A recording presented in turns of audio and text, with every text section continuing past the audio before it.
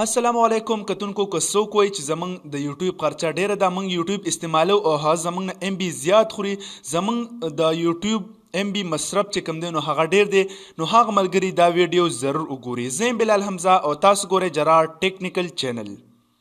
کتونکو که تاسو زمونږ چینل تر اوسه پورې سبسکرایب کړي نه نو په دغه سور بټن باندې کلیک کړئ، زمونږ جرار ټیکنیکل چینل سبسکرایب کړئ او ورسره په غنټې نشان باندې هم کلیک کړئ چې تاسو ته زمونږ ویډیو نوټیفیکیشن د ټول نه اول ملو شي. نو مینوالو په دې چینل کې جرار ټیکنیکل کې تاسو ته مختلف ویډیوګان ملاوي دي چې د یوټیوب په باره کې، د واتس اپ په باره کې او د آډیو ریکارډینګ باره کې، د سټوډیو باره کې، د موبایل سټوډیو باره کې، د کمپیوټر سټوډیو باره کې په پښتو ژبه کې زبردست ویډیوګانې پرتی دي، هغه تاسو بالکل فری کتی شي او چلته بالکل فری زده کولی شئ. نو دغه رنګې تاسو ټولې ویډیوګانې زما په چینل کې کتی شئ، مختلف ویډیوګانې پکې موجود دي. نو ما چې څنګه خبره وکړه چې تاسو که تاسو د انټرنیټ خرچه سیوا وي، لکه تاسو یو ویډیو پلی کې هغه ستاسو نه 10 MB په هغه ویډیو باندې مصرف کیږي، خرچ کیږي. نو که تاسو ولا د دغه یوټیوب پلیر کې سیټینګ وکړو نو بیا به دغه ویډیو ستاسو نه 2 MB خوري، یعنی چرته لس MB او چرته بیا 2. نو مینوالو راځو په یو ویډیو باندې پلی کوو او د هغې سیټینګ کوو. نو که تاسو د یو ویډیو سیټینګ وکړو نو تاسو ټول د یوټیوب پلیر سیټینګ به وشي او تاسو د MB خرچه به 100% چې دی نو کمیږي. نو مینوالو اوس به زه په یو ویډیو باندې پلی کړم، مثلا زما چې کوم دی د ټیونر په باره کې دا ویډیو ده او دا ما پلی کا، ټیک شو. اوس دا به زه بنده کما.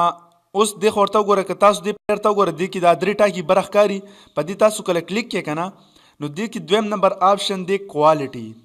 کله په کوالټي کلیک کو نو دې کې دا به اټومیټک چې کوم سلیکشن شوي نو هغه په 380p یعنی 360p باندې هغې سلیکشن شوي وي.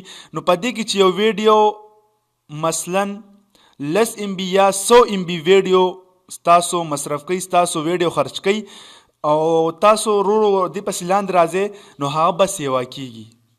که 200 او 100 باندې تاسو کلیک کړئ نو ستاسو یو ویډیو چې کوم دی د هغې چې مخکې 10 MB خوړه نو بیا به 70 MB خوري، ټیک شو، یعنی 80 MB به خوري. که یو ویډیو مخکې 100 MB خوړه بیا به 200 MB خوري. او چې تاسو څونه بره ځئ مطلب دا دی چې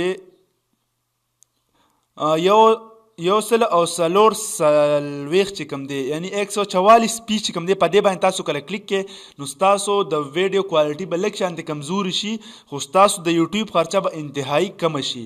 تاسو بیا څومره ویډیوګانې په یوټیوب باندې ګورئ نو بالکل کتی شي، بیا ستاسو ډاونلوډ کېدو ته ضرورت هم نه وي، ځکه چې ستاسو ډاونلوډینګ باندې به ستاسو نه 10 MB خوري او کتو باندې به ستاسو نه 2 MB خوري. نو بیا به تاسو ته ویډیو کتل ارزان پروزي او ډاونلوډ کېدل به درته ګران وي. نو مینوالو امید لرم چې دا ویډیو به ستاسو خوښه شوي.